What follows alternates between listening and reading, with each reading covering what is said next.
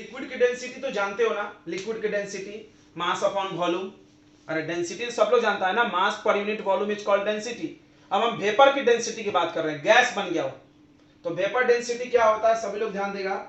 तो vapour density होता है बच्चों, ध्यान दो, वेपर डेंसिटी एकदम दिमाग में याद कर जाना, यह होता है डेंसिटी ऑफ एनी गैस, किसी भी गैस का जिसका निकालना है, divided by density of hydrogen gas.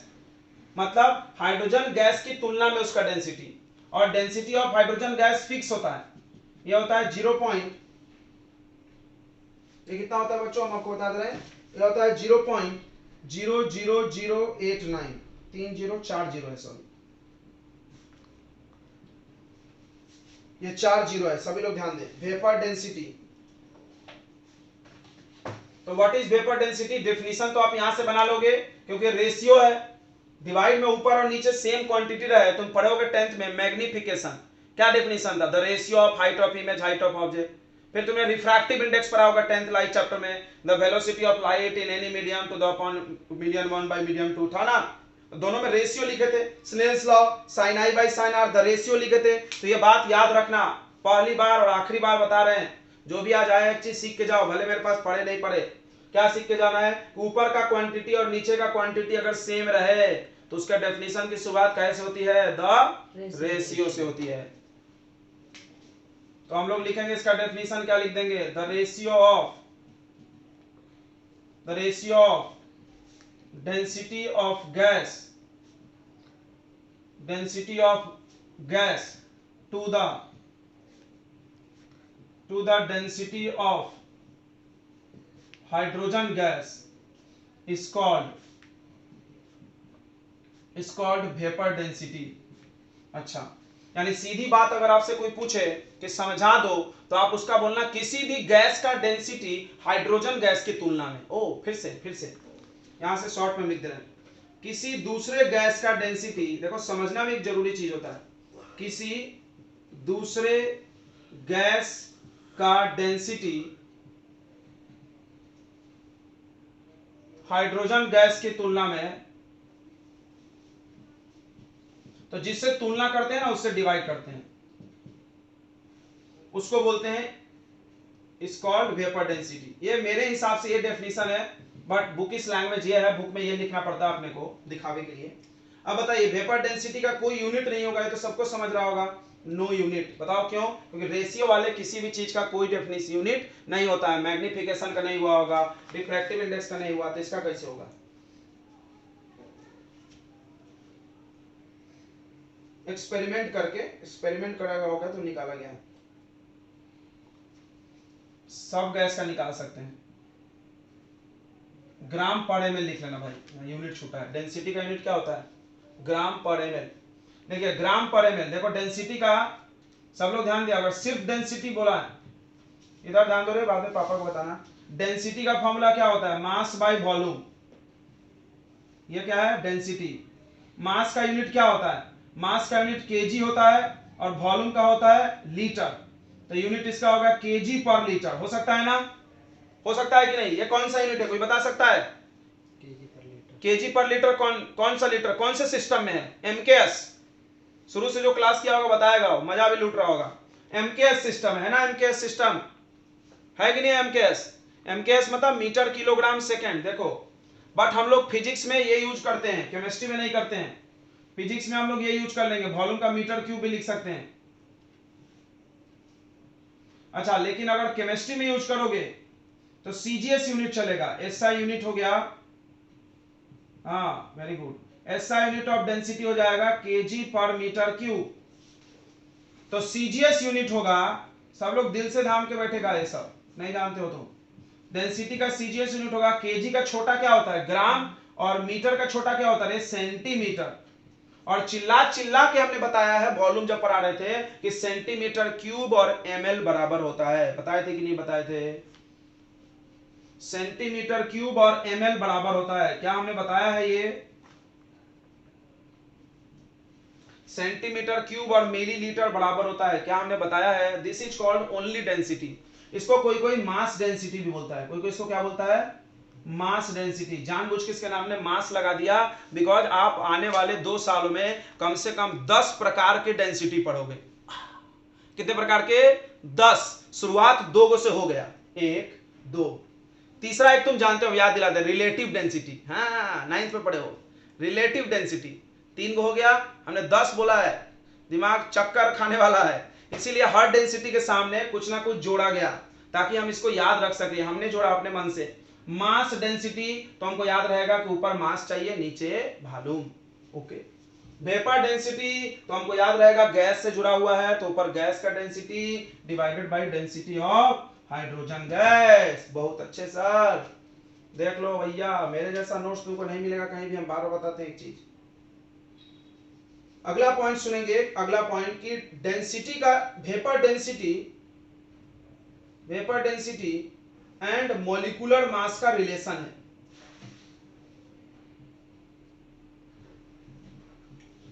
Vapour density और मॉलिक्यूलर मास का बच्चों रिश्ता होता है। क्या रिश्ता होता है? तो सब लोग याद रखेगा, मॉलिक्यूलर मास, एमएम यानी मॉलिक्यूलर मास, समझ रहा है? मॉलिक्यूल का जो मास आता है वो 2 टाइम्स ऑफ वेपर डेंसिटी होता है। Molecular mass 2 times of vapour density होता है, ठीक है? मॉलिक्यूलर मास 2 टाइम्स ऑफ क्या होता है? Vapour density. याद रहेगा? ओके, वेरी गुड, याद रखेंगे। दूसरा पॉइंट सुनो, दूसरा पॉइंट सुनेंगे, दूसरा पॉइंट सुन लो। कितना वेपर डेंसिटी के बारे में समझ में आ गया? बहुत इंपॉर्टेंट बात है। Vapour density is over now. अब हम इसको इरेज करने वाले हैं, नोट कर लिया होगा आपने। अगला हम लोग ले लेते हैं रिलेटिव डेंसिटी बच्चों। सब डेंसिटी खत्म करते हैं अभी। रिलेटिव डेंसिटी जितना मेरे को केमिस्ट्री में जरूरत है हम सब पढ़ा देंगे अभी। तो भैया मास डेंसिटी है, एक पढ़ा दिया हमने वेपर डेंसिटी। अगला आ रहा है दूसरा या तीसरा बोल दो, इसको पहला बोल देना, उसको दूसरा और इसको तीसरा। ये ऊपर लिख लो पैराग्राफ में ऊपर, या आपको कॉपी में कॉलम छोड़ोगे ना ऊपर में, वहां लिख देना, तो 1 हो जाएगा, फिर वो 2 और ये 3। ये तो छोटा सा लिखना है, इसको जानते होगे डेफिनेशन क्या है, मास पर यूनिट वॉल्यूम। अगला है बच्चों रिलेटिव डेंसिटी।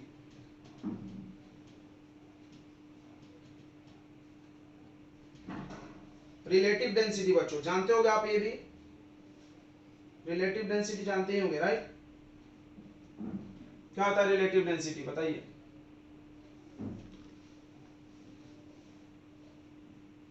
बताओ बच्चों, रिलेटिव डेंसिटी क्या होता है?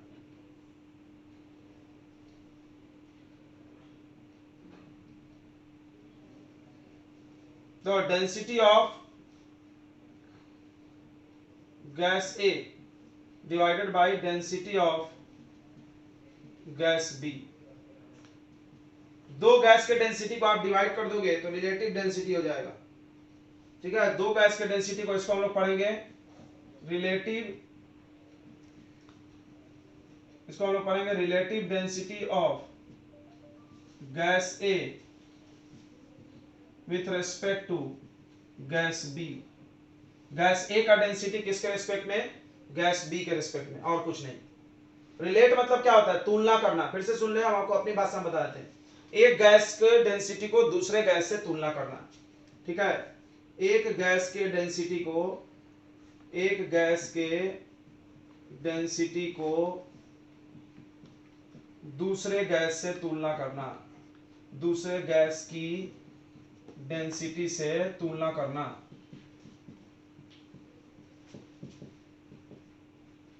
करना को हम लोग बोलते हैं रिलेटिव डेंसिटी बच्चों, ठीक है? ओके। इसका भी कोई यूनिट नहीं होगा, इसका भी कोई यूनिट नहीं होगा, क्योंकि ये भी रेशियो है। इसका डेफिनेशन खुद से लिख लोगे ना, अभी सिखाए थे ना, इसका डेफिनेशन खुद लिख लेंगे कि नहीं में? Density of any gas divided by density of another gas, या density of gas A divided by, या is the ratio of density of gas A to the, जो लिखा भाई लिख दो, the ratio of density of gas A to the density of gas B is called क्या? क्या बोलते हैं बच्चों? Relative density. वेपर डेंसिटी समझ गया? उसके बाद आता है स्पेसिफिक डेंसिटी।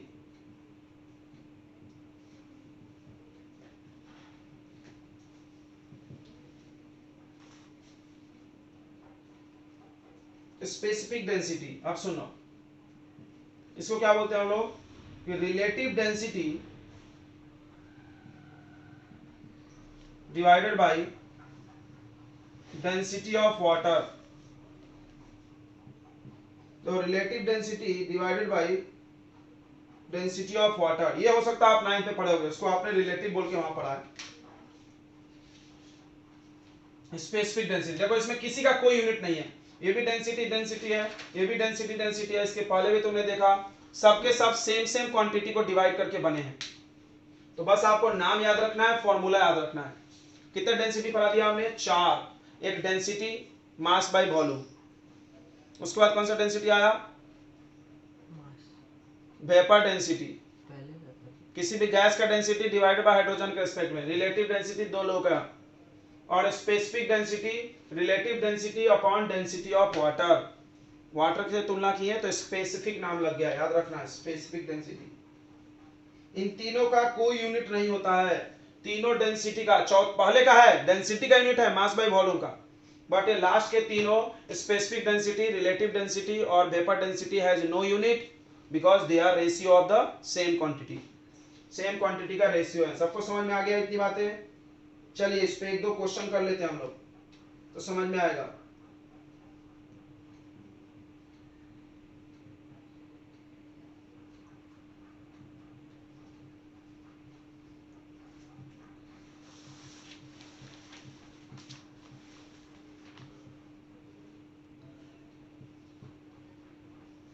एनटीपी पहली बार देखे हो?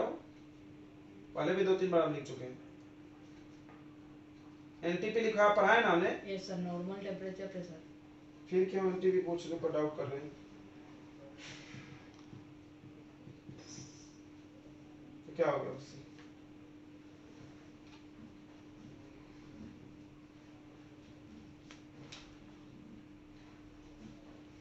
तो एनटीपी का मतलब, अगर कोई नया बच्चा है तो सुन लेगा, इसका मतलब होता है नॉर्मल टेम्परेचर एंड प्रेशर। इसका क्या मतलब है? अगर हमको कहीं पर टेम्परेचर प्रेशर फिक्स करना है, अगर हमको कहीं पर टेम्परेचर प्रेशर फिक्स करना है तो हम एनटीपी वर्ड यूज कर देते हैं, बिकॉज एनटीपी लगाने का मतलब ये होता है। देखो जहां हम एनटीपी लिख दिए वहां पे टेम्परेचर 25 की बात कर रहे हैं, यानी केल्विन में 298, और प्रेशर 1 atm हवा के प्रेशर के बराबर। याद रखना इसको, बार बार बताते हैं हम, चमाट खाओगे, पूरी केमिस्ट्री में बार बार ही आता है वर्ड। कहीं भी हमको लिखना है कांस्टेंट टेम्परेचर प्रेशर तो हम ये वर्ड चपका देंगे पट से, टेम्परेचर प्रेशर कांस्टेंट हो गया। समझा नहीं समझा? ये वर्ड लिखने से क्या फायदा होता है? जगह मिलता है। हाँ, एक ही बार में दोनों फिक्स हो जाता है। नॉर्मल में आया था जरूरी नहीं, फिक्स हो जाता है। यानी हम बात कर रहे हैं इस पे, यानी ये जो भी बातें हम बोल रहे हैं वो इसकी बात कर रहे हैं। अगर तुम टेम्परेचर प्रेशर बदले तो ये बात गलत हो सकता है, क्योंकि गैस में देखो, गैस में सबसे बड़ा प्रॉब्लम क्या है पता है? कि गैस की प्रॉपर्टी टेम्परेचर के हिसाब से बदलती है। गैस की सारे प्रॉपर्टी टेम्परेचर के हिसाब से बदलता है। जैसे आप उसका वॉल्यूम नापो, ठंडे गैस का तो सिकुड़ गया, गर्म कर दो तो वही फैल जाएगा, तो भाई टेम्परेचर से बदल गया। तो हम वॉल्यूम जब बताएंगे किसी को 100 बताएंगे तो गलत बोल देगा। क्यों? क्योंकि अगर वो ज्यादा टेम्परेचर पर नापेगा तो गलत हो गया कि नहीं उसका वॉल्यूम 100। तो हम उसको टेम्परेचर बताएंगे, देखो अगर 25 डिग्री टेम्परेचर पे नापोगे तो वॉल्यूम 100 आएगा। समझ गया ना? वही हाल प्रेशर के साथ भी, अगर प्रेशर आप कम ज्यादा करोगे तो भी गैस का प्रॉपर्टी चेंज होगा, चेंज होगा ना, कि गैस दब जाते हैं आसानी से। इसीलिए गैस के केसेस में जो भी क्वेश्चन बनाए जाते थे, ये भी गैस का क्वेश्चन है तो एनटीपी की वर्ड यूज किया जाता है। सबको समझ में आ गया एनटीपी क्यों लिखा जाता है? एनटीपी का मतलब नॉर्मल टेम्परेचर प्रेशर, इसको एसटीपी भी बोलते हैं, स्टैंडर्ड टेम्परेचर प्रेशर, जिसका मतलब टेम्परेचर 25 डिग्री सेल्सियस केल्विन में बनाओगे तो 273 प्लस करोगे, तो 25 में 273 प्लस करेंगे कितना आ जाएगा? 298। और प्रेशर हवा के बराबर, हवा के प्रेशर को 1 atm बोलते हैं। हवा का प्रेशर कितना बोलते हैं? अब हम देखते हैं किसकी याददाश्त अच्छी है, बताओ। 1 atm को बार में बदलते हैं तो कितना आता है? पढ़ाया हमने? पाउंड। गलत, वो पाउंड बोल रहा, खसक गए हैं क्या? नहीं नहीं गलत है। बार में कितना आता है? पास्कल में कितना आता है? पास्कल में 100 आता है, 1 atm equal to how much बार?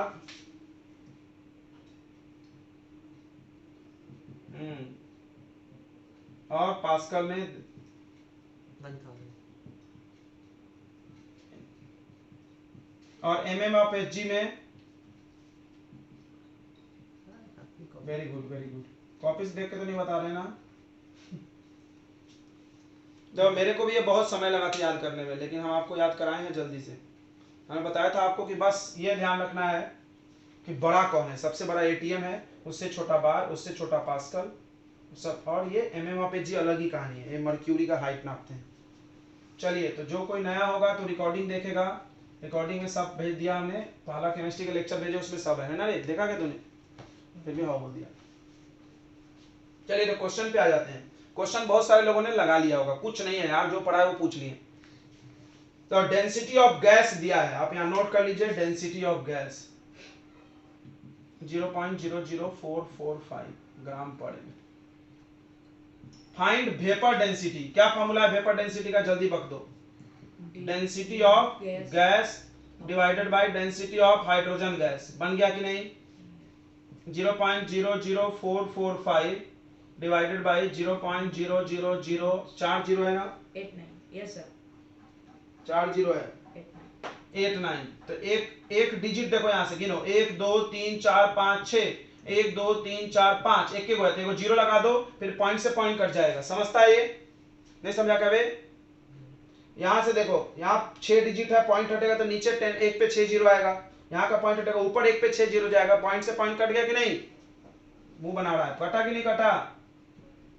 तो क्या क्या बचा? 4450 डिवाइडेड बाई 89, 89 को 90 करके डिवाइड मार दो। समझना मेरी बात को, केमिस्ट्री में अप्रोक्स किया जाता है कैलकुलेशन, केमिस्ट्री में अप्रोक्स कैलकुलेशन चलता है, क्योंकि तो जब तुम कंपटीशन में बैठे रहोगे जेईई वगैरह में तो ऑप्शन रहते हैं, तो तुम अप्रोक्स में करोगे तो लगभग आंसर रहता है, वो आंसर थोड़ी ऐसा देते हैं कि 50, 50.1, 50.2, ऐसा ऑप्शन कोई नहीं देता है। क्यों नहीं देता है? वो जान रहा है बच्चा कैलकुलेशन तेजी से करेगा, तो इसको वो 90 लिख लेगा। अगर हम 4450 को 90 लिख लें तो मेरा काम आसान हो गया कि नहीं? 0 से 0 कट गया, और ये 9 से कटेगा, बताओ कितना आएगा? 9 को 98 से 9 को 36, 9 को 36 और 9 और 5 49 आ रहा, और ऑप्शन पता है 50 है, ये ऑप्शन में 50 दिया है, तो टिक नहीं मार दोगे तुम 50, मेरा 49 आ रहा। एक ऑप्शन दिया 50, एक ऑप्शन दिया 55, एक ऑप्शन दिया 60, तो तुम 50 पे टिक नहीं मारोगे, 49 आया तो 49 एग्जैक्ट आ रहा था क्या? 49 एग्जैक्ट आ रहा था, पॉइंट में आ रहा था, बस तुम समझ ही रहा है, फिर 50 है 0.3, लगभग 50 आंसर है। चलो, समझ में आ रहा है कि नहीं? सबको आ रहा है? मजा नहीं आ रहा है? देखो हम कैसे कर रहे हैं, मेरे आए हो तो सब कला सीखो ऐसा। अब चलो, वेपर डेंसिटी आ गया, बताओ मॉलिक्यूलर मास का रिलेशन क्या है वेपर डेंसिटी के साथ? 2 इंटू होता है वेपर डेंसिटी, तो 2 इंटू 50 कर दो, 2 इंटू 50 कर दो, कितना आ जाएगा? 100 ग्राम पर एमएल। मॉलिक्यूलर मास का यूनिट होता है ग्राम पर मोल, सॉरी ग्राम पर मोल। मॉलिक्यूलर मास का यूनिट क्या होता है? ग्राम पर मोल, याद रहेगा, मोलर मास मॉलिक्यूलर मास का यूनिट है। कहां से आया ये? कहां से आया? तो हम 10 9th लेवल के लिए चल, देखो मोल का फॉर्मूला होता है वेट बाय मॉलिक्यूलर वेट। मोल का क्या फॉर्मूला होता है? Weight by molecular weight. तो अब यहां से ऐसे क्रॉस करोगे तो मॉलिक्यूलर वेट का फॉर्मूला आ जाएगा वेट बाय मोल। वेट का यूनिट ग्राम और मोल का यूनिट मोल, तो मॉलिक्यूलर वेट का यूनिट क्या आ गया? हाँ बोलो। सीजीएस यूनिट चलता है केमिस्ट्री में, इसलिए हम वॉल्यूम 1 लीटर लिखे तो उसको एमएल में बनाए, छोटा यूनिट।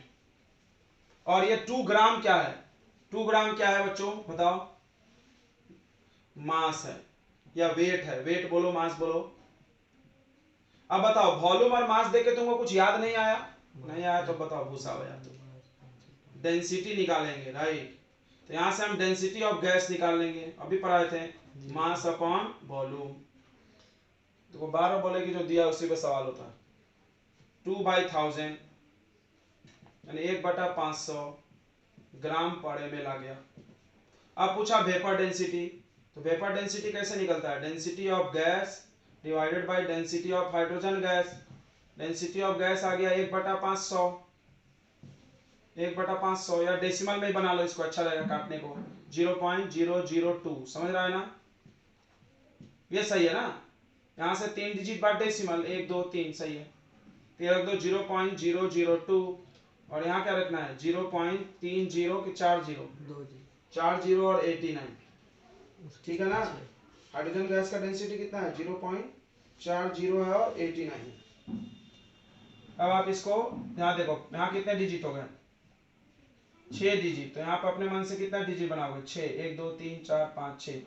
अब ये हट गया, पॉइंट से पॉइंट कट गया, तो ऊपर आ गया 2000 और नीचे आ गया 89, 2089। इसको 90 बना के डिवाइड करके बताओ कितना आता है? ये आता है बच्चों 22.4। 22.4 आता है, 22.4। बोलो समझ में आ रहा है क्या? ये कितना आता है? 22.4 आएगा। अब बताओ मॉलिक्यूलर वेट कितना होगा उसका? 2 टाइम्स ऑफ वेपर डेंसिटी, 22.4 से मल्टीप्लाई कर दो तो 44.8 आएगा ग्राम पर एम एल। समझ में आ गया? ग्राम पर मोल। सभी लोग बताइए क्या आपको समझ में आ गया? वेपर डेंसिटी से मेरे को काम है। देखो मेरे को ज्यादा काम वेपर डेंसिटी से है। तुम बोलोगे सर ये रिलेटिव डेंसिटी स्पेसिफिक डेंसिटी क्यों पढ़ा दिए? क्योंकि तुमको कोई मिल जाएगा ऐंठने वाला। स्पेसिफिक, मेरे से भी एक बच्चा 12वीं में पूछ रहा था स्पेसिफिक डेंसिटी क्या है, पता नहीं टेस्ट करने के लिए पूछ रहा था कि ऐसे, लेकिन पूछ रहा था, जबकि यही जरूरत नहीं है स्पेसिफिक डेंसिटी की। कभी कभी कोई क्वेश्चन मिल गया तो मिल गया, नहीं तो नहीं मिलता।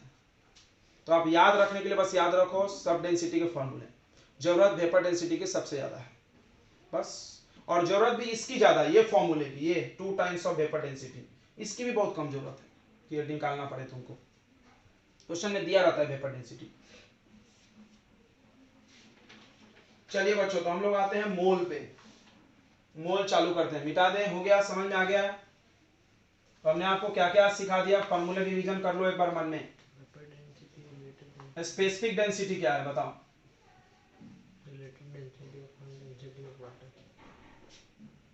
वाटर। रिलेटिव डेंसिटी किसी का भी कैसे निकलता है? दो गैस के डेंसिटी को डिवाइड कर दो, रिलेटिव आ जाएगा, राइट? और रिलेटिव डेंसिटी को अगर आप पानी के डेंसिटी से डिवाइड करोगे तो क्या बन जाएगा? Specific density. ओके, चलिए गुड, आगे बढ़ते हैं। अब आगे हम लोग को पढ़ना है मोल कॉन्सेप्ट। अक्सर लोग इस टॉपिक को लेके बहुत सीरियस रहते हैं और बहुत सारे लोगों को डाउट यही होता है। तो मोल क्या है? तो हम लोग पहला पॉइंट लिख देंगे, it is SI unit of amount of substance।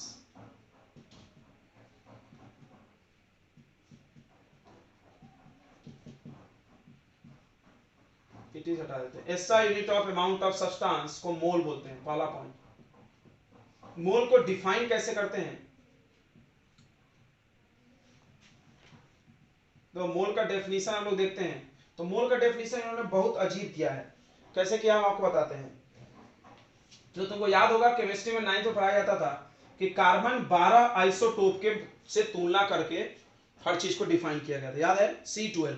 Carbon के 2 आइसोटोप होते हैं लेकिन प्रकृति में ज्यादा 12 पाया जाता है, तो उन्होंने 12 कार्बन से तुलना किया था। इसके पीछे भी कहानी 9th में सुनाई गई होगी कि पहले उन्होंने ऑक्सीजन यूज किया तो देखा कि सबका डेसिमल में आ रहा है, तो फिर उन्होंने एटॉमिक मास को और मोल को कैलकुलेट करने के लिए किसका इस्तेमाल किया? C12 आइसोटोप का, कार्बन का 12 आइसोटोप का। तो इन्होंने क्या बोला, मोल का डेफिनेशन सुन लो कि 12 ग्राम कार्बन, फिर से सुनना, 12 ग्राम कार्बन में 12 ग्राम C12 में जितने पार्टिकल हैं उतने पार्टिकल को मिला के एक मोल बोलते हैं। बस सिंपल बात, समझ में आ गया? जैसे हमको एक दर्जन को डिफाइन करना है कि 12 केला है, तो हम सीधे नहीं बोल दिए 12 केला है। हमने क्या बोला कि इस लड़के के हाथ में जितना केला है वो एक मोल है। बराबर है? वैसा ही कुछ। तो इन्होंने स्टैंडर्ड बनाया है, किसको बनाया है? C12 को।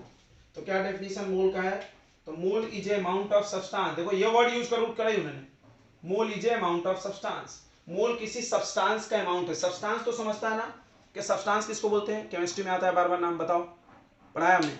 प्योर सब्सटेंस किसको बोलते हैं? सब्सटेंस ऐसा कोई भी चीज जिसको आप किसी फिजिकल प्रोसेस से नहीं तोड़ सको।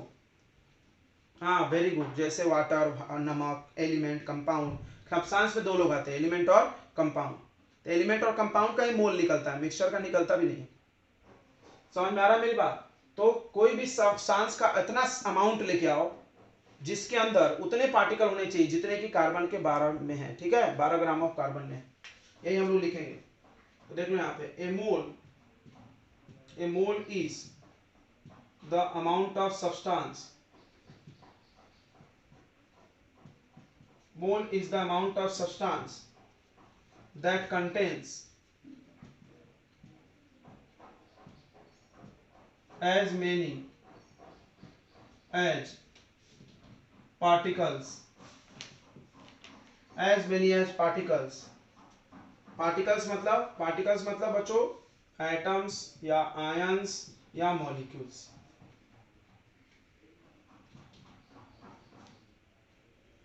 as many as particle as there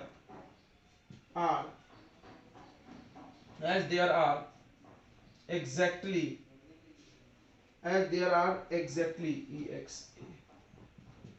exactly in 12 gram of carbon 12, ठीक है, आइसोटोप।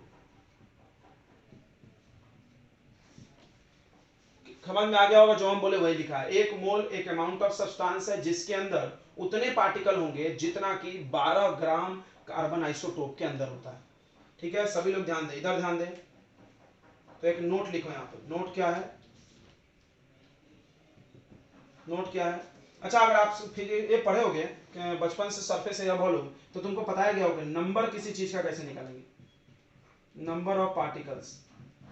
इन्होंने क्या बोला है कि जितने पार्टिकल होंगे, तो हम निकाल के देखते हैं कितने हैं। तो 12 ग्राम मास ले लो, 12 gram total mass upon mass of one particle, total mass upon mass of one particle. समझ में आ गया होगा, जिसका मैथ थोड़ा ठीक होगा।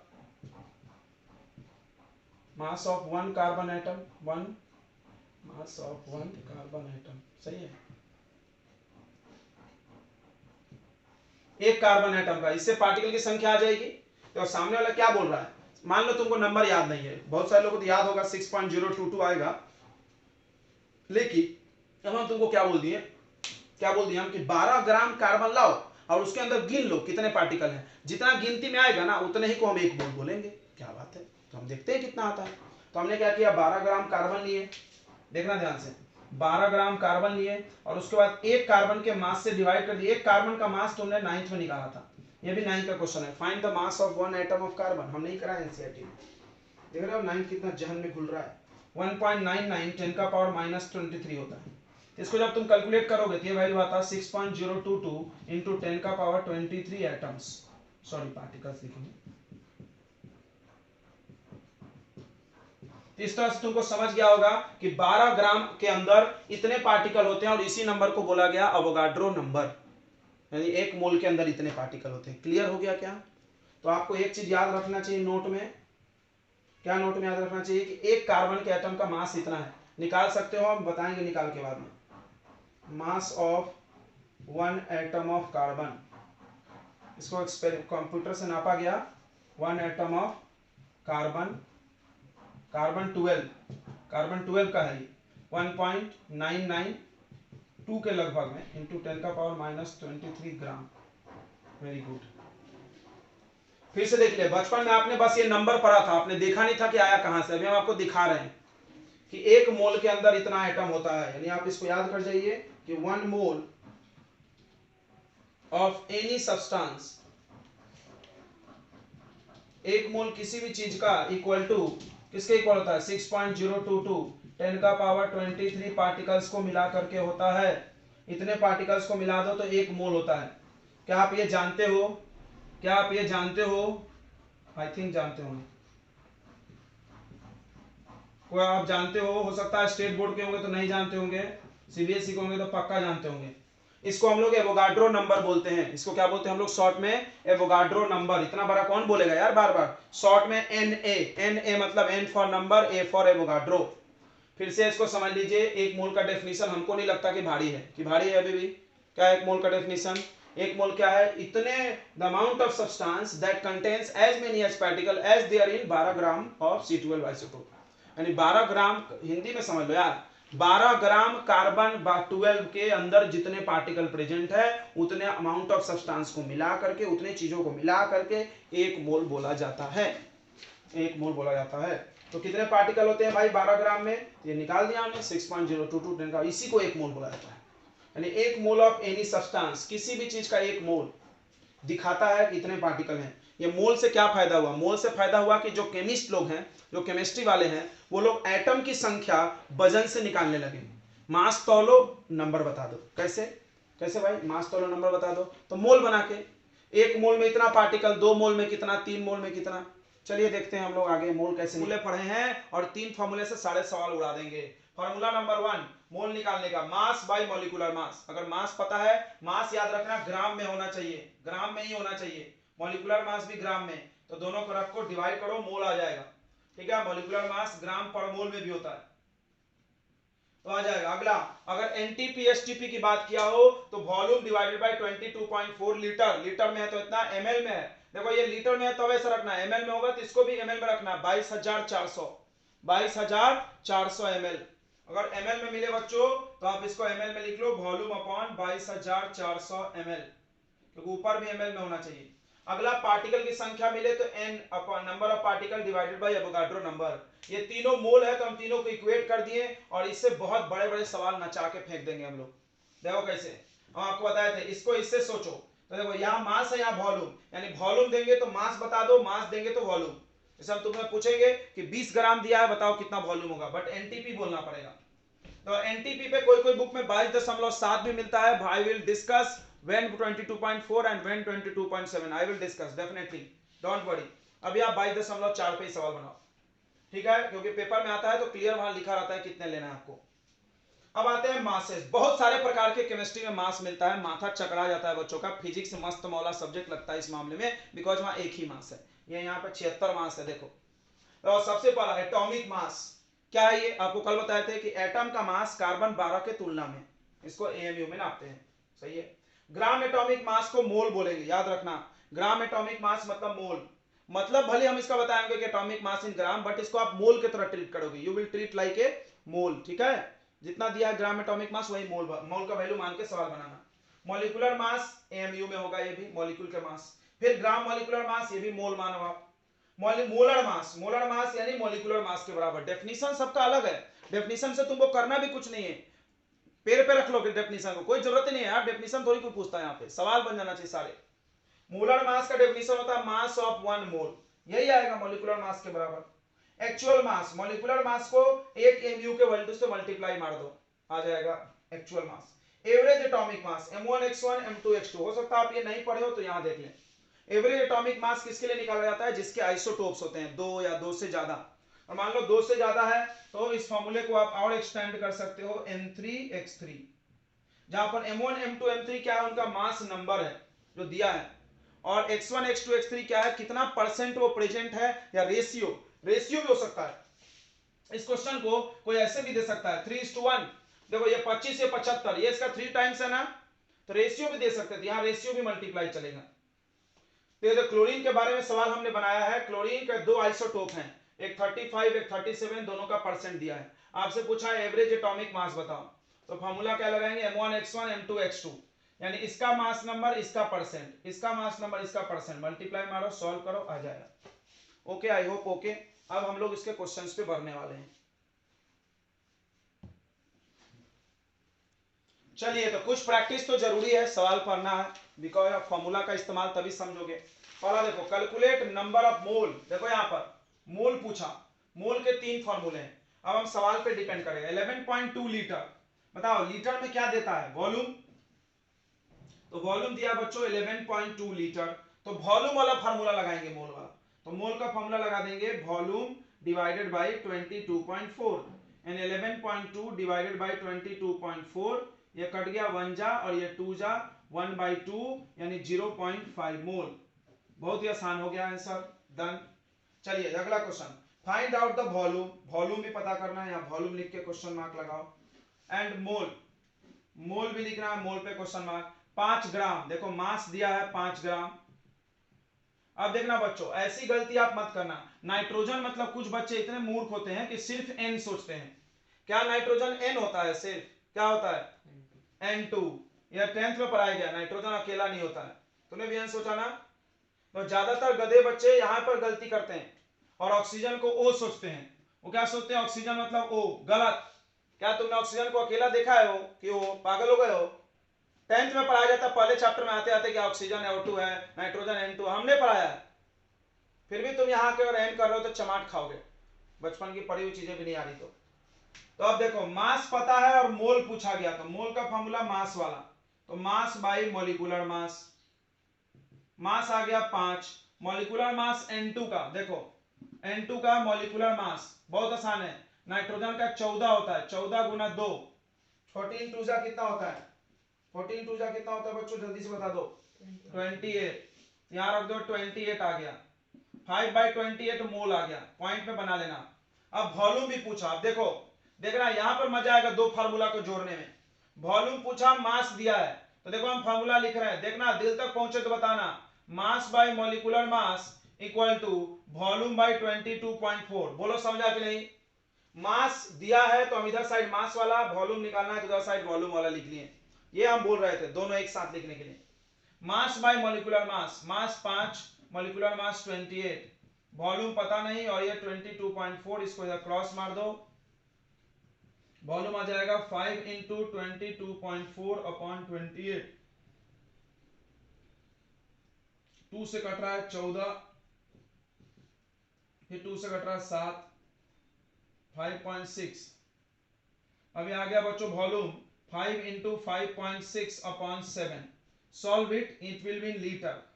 आई होप आपको समझ में आ गया होगा। फार्मूला का इस्तेमाल मेन है। अगर आपको फार्मूला यूज करने आ गया और ये ऐसे ऐसे छोटे छोटे मिस्टेक से आप बच गए तो सवाल तो बेशक आसानी से बनेगा। आप बस अरते ऐसे मिस्टेक्स मत कर दें। फाइंड आउट द मोल्स, फिर से पूछा मोल और मास दोनों पूछा। देखिए तो पहले मोल निकाल लेते। वॉल्यूम दिया है, देखो बच्चों दिया क्या है ये देखना है तुमको, जो दिया है उसके हिसाब से फार्मूला चुनेंगे।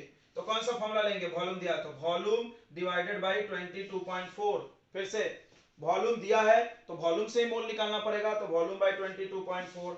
ये आ गया 1.12 अपॉन 22.4। अभी देखो पॉइंट से पॉइंट कटेगा नहीं, क्यों? क्योंकि यहाँ 2 डिजिट बाद पॉइंट और यहाँ 1। समझो हम आइडिया बताते हैं, इसका पॉइंट हटा दो और इसका भी हटा दो। इसका पॉइंट हटाओगे तो ऊपर में 10 लिखोगे क्योंकि यहाँ 1 अंक बाद है, और इसका पॉइंट हटेगा तो 2 अंक बाद है तो नीचे 100 लिखोगे। आराम से करो, 1 0 0 कट गया। ये दिख रहा है, इसका डबल है ये, है ना? 1 का डबल 1 का डबल 2, ये आ गया 1/20 बच्चों, 1/20। 1/20 को पॉइंट पे बनाओगे, 1/2 होता है 0.5, 1/20 और पॉइंट आ गए 0.05 मोल। अब कुछ लोग सोच रहा होगा मोल से हम मास निकाले। अरे नहीं यार, क्यों मूर्खता कर रहे हो, डायरेक्ट सिखाया ना हमने। ये देखो mass by molecular mass equal to volume by 22.4, use directly. Mass तुमको निकालना है, मॉलिक्यूलर मास सोचो। O3 का मॉलिक्यूलर मास बताओ। O3 का मॉलिक्यूलर मास 16 एक ऑक्सीजन का होता है, 3 से मल्टीप्लाई कर देंगे 48 इक्वल टू वॉल्यूम। वॉल्यूम कितना है बच्चों? वॉल्यूम बताएंगे जल्दी से।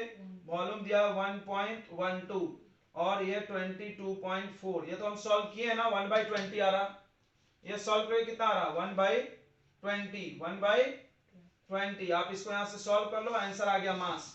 देखो मास अपॉन 48 इक्वल टू 1/20। ये काट लो, 48 इधर भेज दो, तो mass equal to 48 divided by 20, 2 से कटा 10 और ये 24, यानी 2.4 ग्राम मास आ गया बच्चों। 2.4 gram is the answer. I hope आपको समझ में आ रहा होगा हम लोग कैसे ये दो फार्मूले यूज कर रहे हैं। समझ में आया? फिर से एक बार बता दें, देखो यहाँ पे वॉल्यूम फाइंड करना है और मास दिया है। वॉल्यूम फाइंड करना है, मास, तो वॉल्यूम वाला लिखे, मास वाला लिखे। 3 फॉर्मूले है ना, 2 को इक्वेट कर सकते हैं हम लोग। चलिए देखिए ये क्वेश्चन, एट एनटीपी इतना लीटर गैस। सबसे पहले लीटर है तो क्या है? वॉल्यूम है, नोट करें, गिवन नोट करें। 8 ग्राम मास है, बहुत अच्छा। एक गैस, गैस का तो नाम दिया नहीं है, वेपर डेंसिटी पूछा है। अब आपको समझ में नहीं आ रहा, अरे यार कल पढ़ाया गया है कि vapour molecular mass equal to 2 times of vapour density, ये पढ़ाया गया है। तो इस फॉर्मूले का काम है, तो बता रहा हाइड्रोजन का डेंसिटी। कहां चार्ट आ रहा है हाइड्रोजन का डेंसिटी का?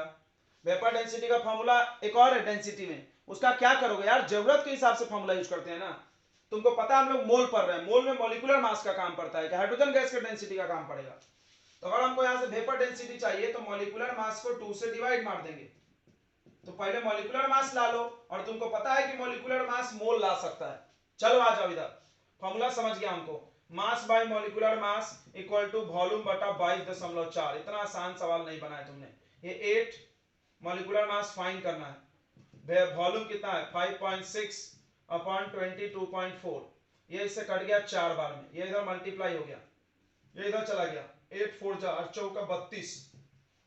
मॉलिक्यूलर मास इधर चला गया, मॉलिक्यूलर मास 32 बट हम आपसे वेपर डेंसिटी पूछे हैं। Vapour density equal to molecular mass by 2 यानी 32/2 यानी आंसर था 16 वाज द राइट आंसर जिसका है। ग्रेट, मेरा आया था। वॉच करना बे, बोलना पड़ता है। मोल पढ़ाना था, मोल परसेंटेज कैलकुलेशन मतलब कोई भी जो कंपाउंड होता है बच्चों, ध्यान सुनेंगे, कोई भी कंपाउंड होता है उसमें एलिमेंट कितना कितना परसेंट है ये हम लोग इसमें निकालेंगे। जैसे एक एग्जांपल दे रहे हैं हम आपको, बहुत अच्छा था। जैसे एक H2O कंपाउंड है हमारे पास, तो हम आपसे पूछें फाइंड इट्स परसेंटेज कंपोजिशन, बताना है कितना परसेंटेज कंपोजिशन है। मतलब कंपोज मतलब होता है बनना, निर्माण, यानी इस कंपाउंड का निर्माण बच्चों दो चीजों से हुआ, हाइड्रोजन और ऑक्सीजन से, आपको दिख रहा है। तो बताना है कौन कितना परसेंट है। बहुत सिंपल लॉजिक है यार, किसी भी चीज का परसेंट कैसे निकलता है, वो कितना है अपॉन टोटल इनटू 100, सिंपल बात है। आपको पूछा गया परसेंट मार्क्स इन मैथ्स, तो मैथ्स में कितना मार्क आया अपॉन टोटल कितने मार्क का था इनटू 100, राइट। कभी ना कभी तो आपने परसेंटेज निकाला ही होगा, क्या राइट। तो अब बताइए, ध्यान से देखेंगे यहाँ पे, तो अगर हम आपसे पूछे परसेंटेज ऑफ हाइड्रोजन, तो बताओ इसमें हाइड्रोजन का मास कितना है, mass of hydrogen into number of hydrogen भी करना है। मतलब हाइड्रोजन कितने बार है और उसका मास divided by total molecular mass, ऐसा लिखो, molecular mass of compound divided by molecular mass of compound into 100, ये कर देना है, बहुत आसान। हाइड्रोजन का मास बोलो 1, हाइड्रोजन कितने बार है, 2 बार। टोटल मास बताओ वाटर का कितना होता है 18 इनटू 100, जम गया, 2 से काट दो 9, यानी आ गया 100/9, 11.1%, 11.1%, 11.1% हाइड्रोजन है। आप कोई पूछे परसेंटेज ऑफ ऑक्सीजन बता दो, तो दो रास्ते हैं, या तो फार्मूला से आइए, नहीं तो दो ही लोग हैं, 100 में से माइनस कर दीजिए। हाँ राइट, 100 में से माइनस कर दीजिए, या तो आप फार्मूला से आ जाइए। Mass of oxygen 16 upon total mass 18 into 100, ये 9 हो गया और ये 8 हो गया। तो 9/8, अभी कितना 9/8, यहाँ पर 100/9, 11.1 का 8 टाइम्स, 11.1 का 8 टाइम्स कितना आ रहा, 88.8। ये हो गया, काम खत्म बच्चों। तो आई थिंक आपको आ गया होगा, इसमें हम लोग ज्यादा कुछ करने वाले नहीं है, हम यहाँ बस लिख देना है परसेंटेज ऑफ एटम। किसी भी एटम का परसेंट आपको चाहिए तो आपको क्या करना है बच्चों, नंबर ऑफ एटम लिखना है, नंबर ऑफ एटम्स लेना है इनटू एटॉमिक मास लेना है उसका, इनटू एटॉमिक मास लेना है divided by molecular mass into 100, into क्या करना है 100 कर देना है।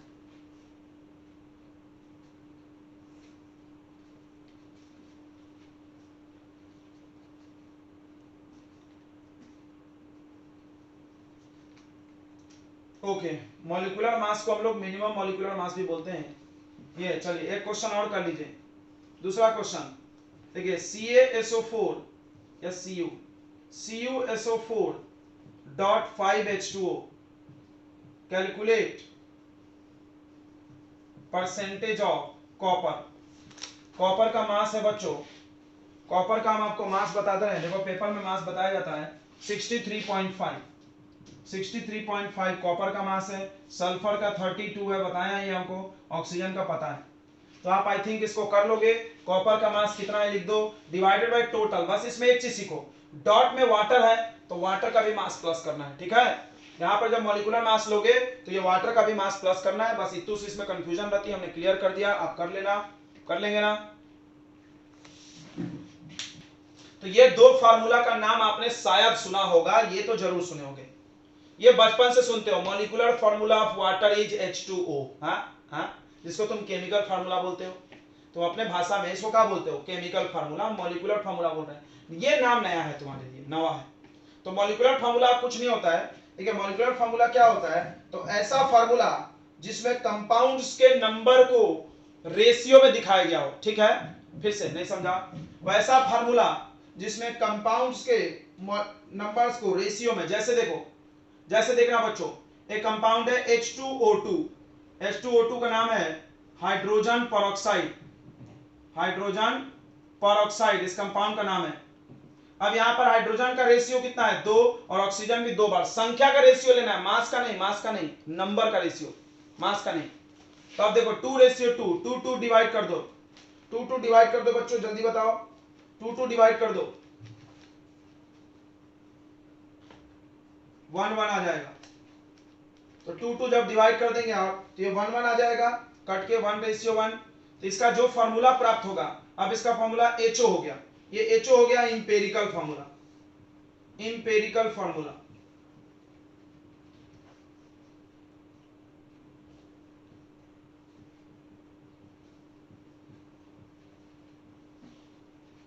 चलिए एक और कंपाउंड देखते हैं, एक मैंने समझा होगा। दूसरा एक कंपाउंड है CH4 मीथेन।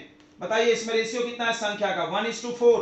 अब इसको काटोगे भी तो 1:4 ही रहेगा, अब आप इसको काटोगे भी तो 1:4 ही रहेगा। ये ले लिया हमने simple ratio.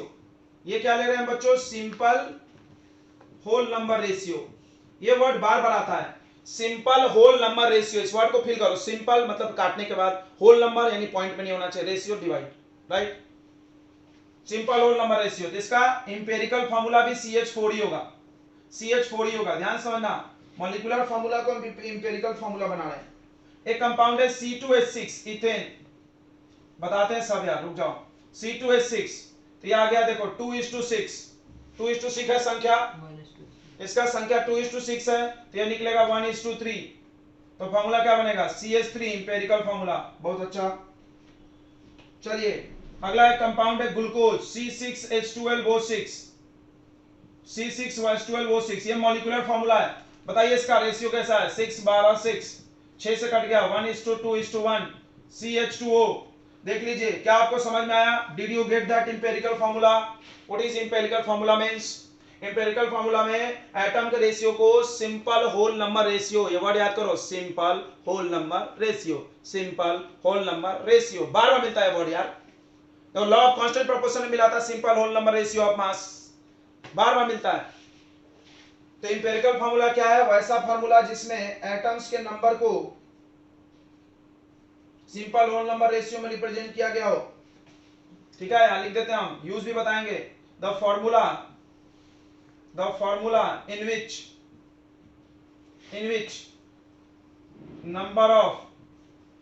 number of atoms are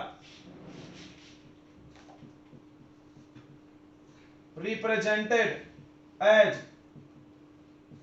simple whole number ratio is called empirical formula, is called empirical formula बच्चों। ठीक है, उसको हम लोग इंपेरिकल फार्मूला बोलते हैं। और मॉलिक्यूलर फार्मूला किसको बोलते हैं, मॉलिक्यूलर फार्मूला किसको बोलते हैं, actual number of atom. Molecular formula किसको बोलते हैं, स्टेट बोर्ड में डेफिनेशन भी लिखनी पड़ती है क्या। मॉलिक्यूलर फार्मूला किसको बोलते हैं, the formula in which actual number of atom, in which actual number of atom, यहां पर एक्चुअल नंबर ऑफ एटम आ जाएगा, सिंपल होल नंबर रेशियो की जगह क्या आ जाएगा, actual number of atoms are represented,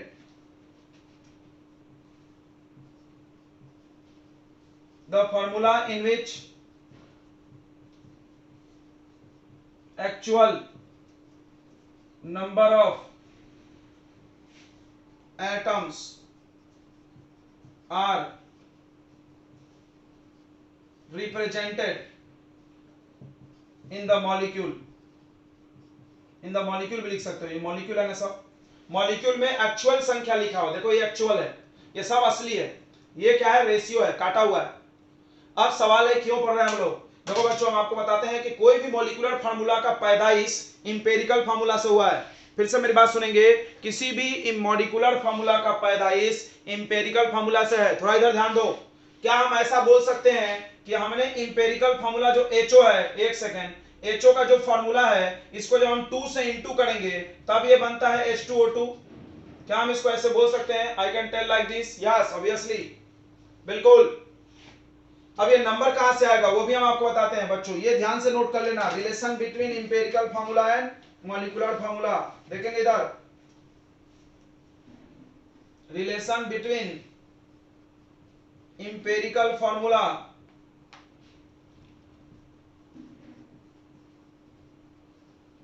and molecular formula, empirical formula और molecular formula में relation note कर लो। क्या नोट करना है, ध्यान से सुनेंगे, ध्यान सुनेंगे बच्चों। Molecular formula equal to, molecular formula equal to n times of, n times, सोचो यहां पर तुमने 2 काटा है, इसको 2 से इंटू करो, ये आ जाएगा। यहां पे 1 काटो, 1 से करो, इंटू आ जाएगा। यहां पर तुमने 2 काटा है, 2 से इंटू करो, आ जाएगा। यहां पर 6 काटो, 6 से इंटू करो, आ जाएगा। यानी जब आप इंपेरिकल फार्मूला वाले को किसी नंबर से मल्टीप्लाई करोगे तो ये वाला आ जाएगा मॉलिक्यूलर फार्मूला। बोलो समझ में आया नहीं आया? और इंपेरिकल फार्मूला ही लॉ निकालता है। जो लॉ तुम पढ़ते हो ना, जितने भी लॉ है वहां पर यही प्राप्त होगा, बाद में हम इसको ही निकालते हैं। यानी ये फार्मूला इंपेरिकल से पैदा हुआ है। समझ में आया? मॉलिक्यूलर फार्मूला कहां से निकला है? इंपेरिकल से। याद रखेंगे, बहुत इंपॉर्टेंट बात है। तो molecular formula equal to n times of empirical formula. और n अगर आपको निकालना है, ध्यान देंगे, अगर आपको n निकालना है, देखो बच्चों, n जो होना चाहिए होल नंबर होना चाहिए, भी याद रखो। n क्या होना चाहिए? वहां पे होल नंबर होना चाहिए। 0 1 2 3, पॉइंट में नहीं हो सकता है, पॉइंट भी नहीं हो सकता है, देख लो आप, पॉइंट भी नहीं हो सकता बच्चों, 0 भी नहीं हो सकता, 0 गलत लिख दें, 1 2 3। n कैसे निकलेगा? n निकलेगा हम बताते हैं, देखो इधर, इंपेरिकल मास, इंपेरिकल मास डिवाइडेड बाय मॉलिक्यूलर मास। देखना थोड़ा सा हमने भाषा बदल दिया, इंपेरिकल मास डिवाइडेड बाय मॉलिक्यूलर मास। n यहां से निकलेगा, n यहां से निकलेगा। चलो देखते हैं कुछ एक एग्जांपल, एक एग्जांपल देखते हैं यहां साइड में, एक एग्जांपल देखते हैं, आपको क्लियर करते हैं इसको, तभी छोड़ेंगे हम, क्लियर कर लेते हैं बच्चों। देखिए थोड़ा ध्यान देंगे, n कैसे निकलता है, n निकाल के दिखाते हैं हम आपको। देखिए ग्लूकोज का फॉर्मूला देखेंगे, सभी लोग ध्यान दें, ग्लूकोज की बात कर लेते हैं हम। ग्लूकोज का मॉलिक्यूलर फॉर्मूला, ग्लूकोज का MF, MF यानी मॉलिक्यूलर फॉर्मूला C6H12O6 है। क्या आप इसका मॉलिक्यूलर मास बता सकते हैं? mm मॉलिक्यूलर मास बता सकते हैं? बिल्कुल। 12 × 6 प्लस हाइड्रोजन का 12 प्लस ऑक्सीजन का 6 × 16, this will be 180, this will be 180। हमको याद है, आपको भी याद हो सकता है, प्रैक्टिस मेक्स मैन परफेक्ट। याद करो यार, इतना स्पीड बढ़ाना है मेरे जैसा तो एकदम फटाफट 10 बार रिवीजन मारो, 10 बार, 10 साल हो गए मेरे को, आप भी 10 बार पढ़ो, पक्का मेरे जितना स्पीड होगा। चलिए अब बात करते हैं हम इंपेरिकल फार्मूला, इसका खुद से निकाल लें। Empirical formula EF, empirical formula बच्चों खुद से निकालना है। यहां से आ जाएगा CH2O, get the empirical mass, get the empirical mass EM, empirical mass, empirical mass निकालिए, इंपेरिकल मास निकालिए। कार्बन का 12, हाइड्रोजन का 2 और ऑक्सीजन का 16, ऑक्सीजन का 16, यह आएगा 30, यह आएगा 30 बच्चों, यह आएगा 30, प्लस कर लो, 12 2 14 16 आ रहा है 30। अब बताइए यहां से आप n निकाल सकते हो, n कैसे निकलेगा? Molecular mass divided by empirical mass, देख लो 6 आ जाएगा। मॉलिक्यूलर मास 180, इंपेरिकल मास 30, 6 आ गया, इसी 6 से मल्टीप्लाई कर दो इसको, ये फॉर्मूला आ जाएगा। बोलो आ गया कि नहीं आ गया? क्या आपको समझ में आ गया? क्या आपको समझ में आ गया? CH2O को 6 से इंटू कर दो, दिस विल बी C6H12O6। बताइए आपको समझ में आ गया क्या बच्चों? ये पूरी बातें ये समझ में आ गया क्या? हाँ बताएंगे, आ गया क्या बच्चों समझ में? जल्दी बोलो, बोलने जैसा। अब आप एक बहुत इंपॉर्टेंट चीज सीखने के सक्षम हो गए हो। Now you are able to learn a very important topic of the chemistry. किसी भी कंपाउंड का फार्मूला कैसे बना है। Wow, it's great. तुमने कभी सोचा कि कैसे पता कि ग्लूकोज का फार्मूला इतना है? तो अब आप सीखोगे ग्लूकोज का फार्मूला यही क्यों है और कैसे निकला, आप भी निकालना सीख सकते हो।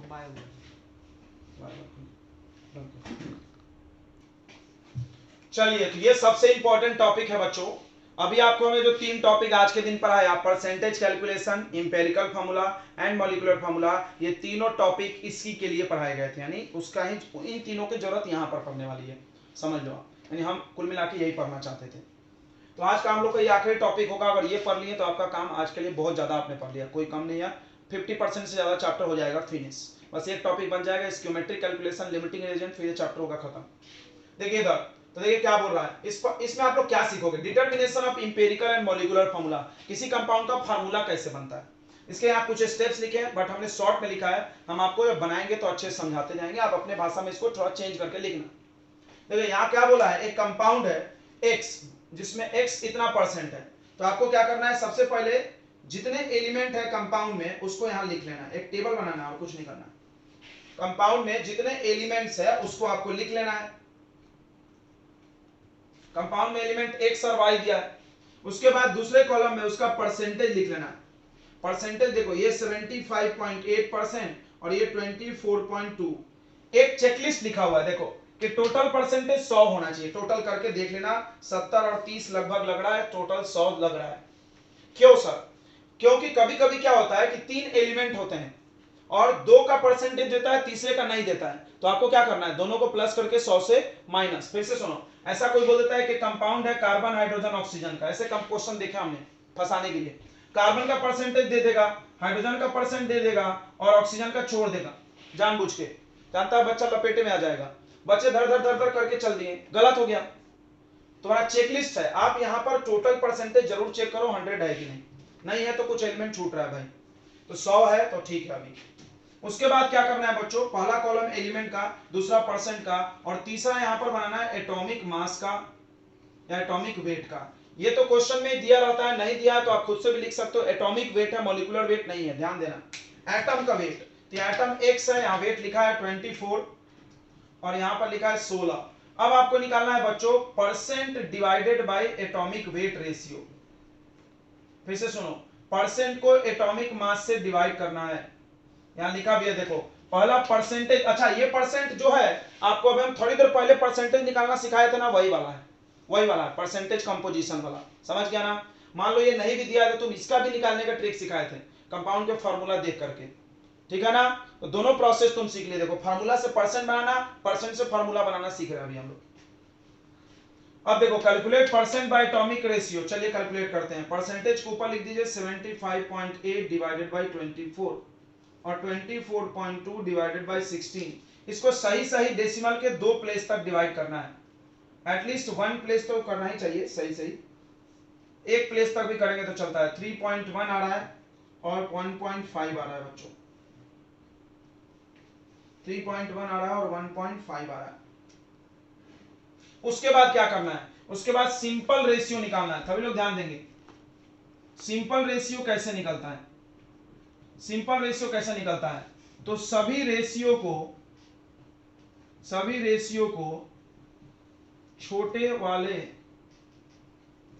वैल्यू से डिवाइड करके या कभी कभी सुटेबल नंबर से मल्टीप्लाई करके, सुटेबल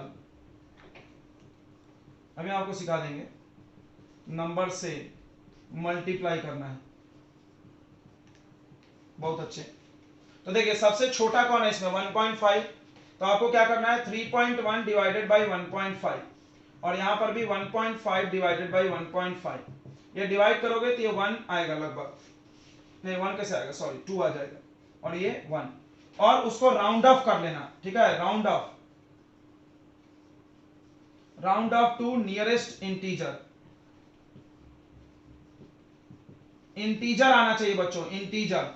अब देखो इसका मतलब इस फार्मूले में x 2 बार है और y 1 बार, ये सिंपल रेशियो है। थोड़ा बताओ, अपने दिमाग पे जोर डाल के बताओ, सिंपल रेशियो निकला तो इसको अगर हम मिलाएंगे तो कौन सा फार्मूला बनेगा, x2y कौन सा फार्मूला होगा, इंपेरिकल की मॉलिक्यूलर, इंपेरिकल की मॉलिक्यूलर, बताओ। याद करो सिंपल रेशियो किसके डेफिनेशन में आता था, सिंपल रेशियो किसके डेफिनेशन में आता था बताओ, इंपेरिकल फार्मूला, इंपेरिकल फार्मूला बनेगा। कैसे पता बच्चों, क्योंकि इंपेरिकल फार्मूला में डेफिनेशन में आपको सिखाया गया इंपेरिकल फार्मूला के, तो वैसा फार्मूला जिसमें एटम्स को सिंपल होल नंबर रेशियो में दिखाया जाए। तो हमने यहां पर सिंपल रेशियो निकाला, हमने यहां पर सिंपल रेशियो निकाला और सिंपल रेशियो से जो फार्मूला प्राप्त होगा that will be the empirical formula of compound, that will not be molecular formula. वो इंपेरिकल फार्मूला होगा, मॉलिक्यूलर फार्मूला नहीं होगा। ये बात समझ में आ गई क्या आपको?